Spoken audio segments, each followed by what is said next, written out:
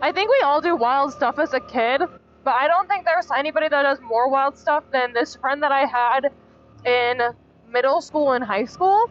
So we were like best friends in middle school and like really early high school, but I ended up transferring my sophomore year to a different school. We kind of got into like smoking and vaping and stuff like that pretty young, which is actually cool. I don't do any of that stuff anymore.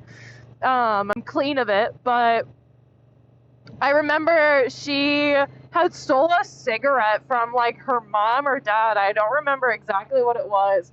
And we were in gym class in 8th grade with me to the locker room. So like we went to the locker room together and she quite literally in the locker room lit up this cigarette. Obviously the whole locker room smelled like cigarettes. And I will say I've actually never smoked a cigarette in my life. I just started vaping and then ended up quitting after a while. But she lit the cigarette inside the locker room, and quite literally the whole locker room smells like cigarettes now.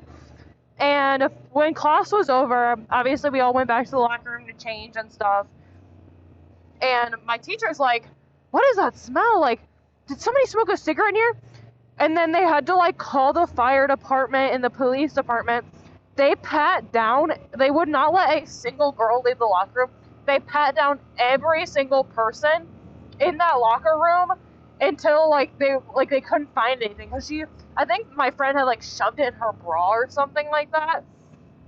It was just a wild experience. And like, it's funny cause all that kind of like track record, for like the schools I was at, it kind of led into high school.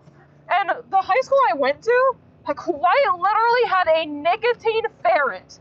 A nicotine ferret, like a ferret that smells nicotine because vaping was such a bad problem in high school.